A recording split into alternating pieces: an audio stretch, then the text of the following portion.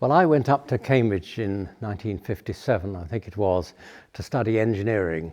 I really wanted to be a photographer, but my family said I should get a proper job and at least get a degree. So I went up to study engineering, but I really wanted to be a photographer. So I ran along to Varsity magazine and got on the staff there and spent really most of my time taking photographs rather than studying engineering. There are a few little anecdotes. I mean, for example, we'd been photographing in Trinity College one night and we were walking around the main courtyard, and as we came, a couple of dons came out and started walking around, and we shuffled behind a pillar to not be seen as they walked round, and as they came past, one of them said to the other, "That's odd, doesn't look like lightning tonight." There were a few odd moments. Then another time I was actually just climbing the spikes to get into Trinity College, and the proctors came by or approached, and I tried to get off in a hurry, and I still got a bit of a scar on my knee from that.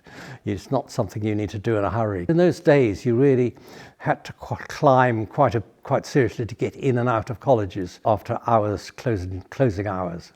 I think it's probably much easier now, but in those days the gates were locked at 10:30 or something, and if you wanted to get in or out of a college after that, you had to climb in. And I did once find myself climbing into King's at the side by the college, and there was a dark figure next to me on the spikes, and when I turned I realised it was the dean of the college, and he obviously couldn't be bothered to go all the way around to the front door, so he was just climbing in with the students he was with. The whole thing was taken within one winter really, and you get to know one or two and they introduce you to others, but we didn't socialise with them. We were just night climbing friends really. Right when I thought I'd nearly finished the story, I had an encounter one night with a climber outside the Arts Theatre. One of the most famous night climbs, of course, is the Senate House Leap, where you have to jump across from Caius College to the roof of the Senate House.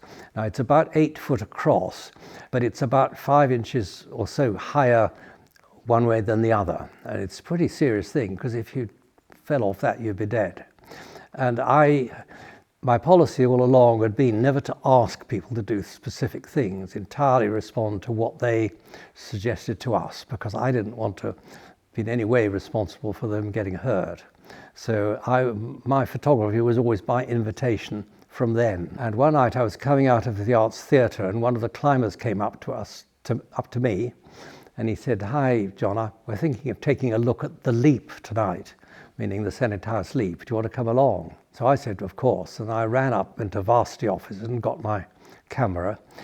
And at that point, I only had one flash bulb left, because I thought we'd finished the story. And anyway, we had it there. And so I went and walked up Senate House passage and took a certain position. And I had my friend with the flash bulb. And somebody gave the code and he jumped, and the flash bulb didn't go off.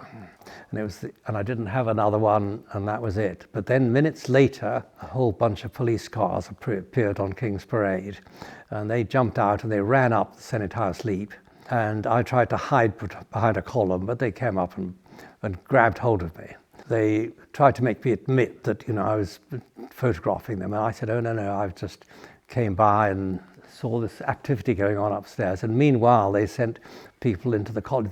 Police wouldn't go into the college, but they had alerted the authorities in Caius College, and who searched the top floor, but the climber went and hid under a bed in the second floor, and he was not found.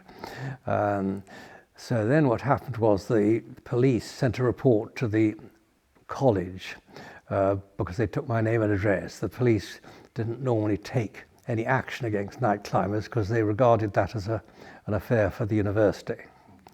So I was waiting to hear from the college. I thought I would, but instead I got a call from a cousin of mine who was another Bulmer, had the same initial, and he said, "Oh, I've been called up before the college authorities about some night climbing. What do you know about this?"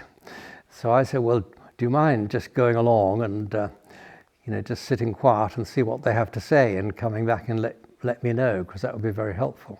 And he did that, and I then eventually got the letter and was hauled up in front, and by then I knew what the police had and their story and so on, so I was able to be fairly convincing that I just happened to be on my way back from varsity and I saw this going on, so they didn't take any further action in this case. I did later on publish one of the pictures. It was a shot of someone climbing the window of King's Chapel, and we published that on the front page of the Sunday Times newspaper. That was in the days when the newspapers were broadsheet and much bigger, and although I didn't put my name on it, it was kind of got around a bit that I was involved, and the college didn't make an issue of it, but in that sense, but they quietly came along and said they thought I should leave because I wasn't going to pass my exams.